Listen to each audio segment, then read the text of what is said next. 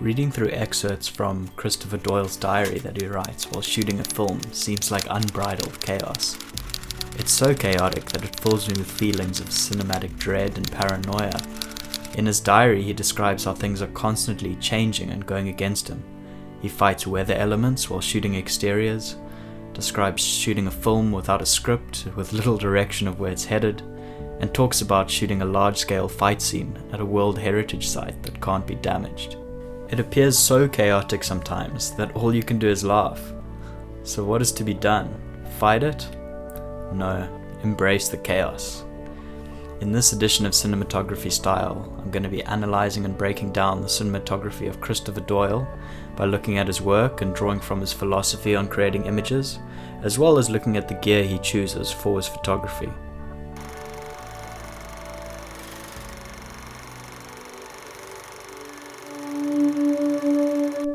Australian-born Christopher Doyle left his native country at 18 and embarked on many different odd jobs before making his debut on the Taiwanese feature That Day on the Beach with director Edward Yang.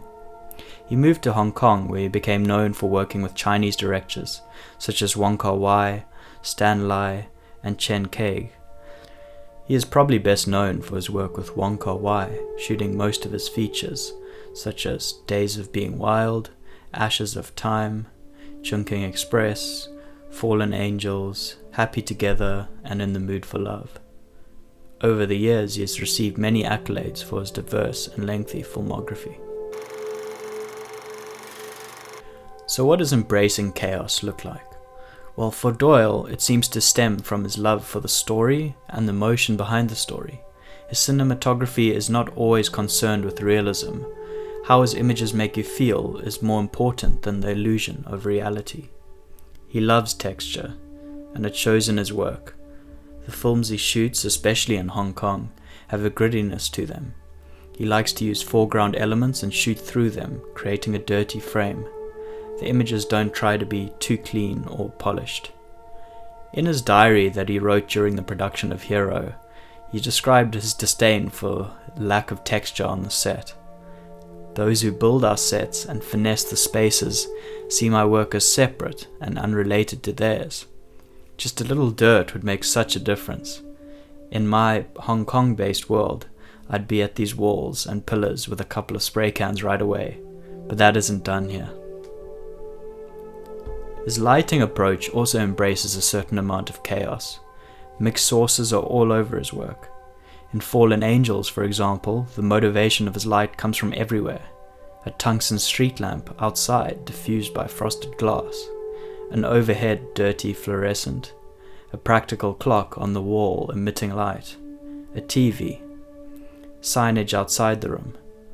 It all adds to this beautifully gritty world of underground Hong Kong. He likes to light directly, often not bothering to diffuse or bounce light to soften it. This creates highlights and reflections in the skin, and hard shadows. Movement of the camera is crucial in his work. He makes the astute observation that the camera should only move when someone or some idea motivates it to. Although he's famous for his handheld work, it's not his only trick. Doyle approaches each film differently and finds a way of moving the camera that works for the visual language of the film he's shooting. A lot of his movement is rough around the edges, but I think this is because a lot of the emotion in the films he works on are rough around the edges too. Translating 3 dimensions into 2 seems easier through the movement that is basic to any film. The most important thing is to keep trying as free-handedly as possible, rather than imposing it through some formal system. But in some films such as Hero, he favors a lot of still frames, an approach motivated by a more precise, considered story. The same can be said for how he frames his shots. Often his frames are canted, distorted, or angled in an unusual manner, but they can likewise be centered and traditionally composed, depending on what the emotion of the scene requires. Some DOPs like using the same gear. They become familiar with it and it helps them achieve a coherent style. Doyle seems to, again, place more importance on how his choice of gear affects the story than on maintaining a continuity of cameras, lights, and grips equipment. Through his career, he shot on both film and digitally. He's used many different stocks such as Fuji 250T, Agfa XT320, Kodak 320, 500 and 800 tungsten stocks, to name just a few. He does seem to favour shooting 35mm on tungsten stocks, perhaps for the increased sensitivity that they provide in capturing available light and sometimes dimmer mixed practical sources over the lower speeds of daylight stocks. Like his stocks, he also mixes his use of lenses. Some films he shoots with super wide focal lengths, and for some he prefers a more compressed telephoto look. He uses lenses from Cooke, Zeiss, Angenieux and others, and sometimes pulls out odd lenses such as the fisheye 6.5mm, which is probably a Nikkor, that they use to achieve the distorted look on fallen angels. Doyle often shoots spherical over using anamorphic glass. He shot on film cameras such as the Arriflex 535, 435 and BL4, and digital cameras such as the Arri Alexa, Red, and even the Sony FS7. Cameras like the 535 allow him to do ramping with the frame rate, which is changing the frame rate while shooting. He also uses these cameras to shoot in a style that he became synonymous with, especially in his work with Wong Kar-wai. To achieve this effect, he would shoot at a low frame rate, such as 6 or 8 frames a second instead of the usual cinematic 24, and the frames would then be step printed, which means frames would be repeated multiple times to get to the required 24 frames a second. This effect slows down time and provides a textured, chaotic look that Wong Kar-wai films have become famous for. Doyle loves shooting handheld, but also likes to shoot off a dolly often.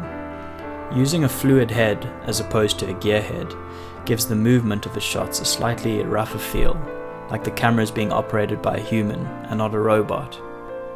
He has also used cranes and Steadicam when necessary. With such a chaotic approach at times, it seems that Doyle has no singular style. However, I think that's just what his style is, a chaotic and emotional style. Not following a traditional film school or camera assisting path in becoming a cinematographer, he is not bound by cinematic tradition and expectations. Art is what artists make. Good imagery is a lifetime practice, not a technical ability or something appropriated from the film of the day. His unique approach to capturing stories, I think, is part of what makes his cinematography so engaging. His images may not always be perfect, but neither is life or the human emotions that the stories he shoots embody.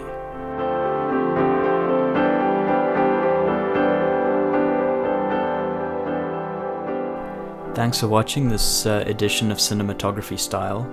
If you have any further questions or feedback, or if there are any cinematographers you'd like to see featured in upcoming videos, please let me know in the comments, and I'll be happy to try and make videos about them. Until next time, thanks for watching, and goodbye.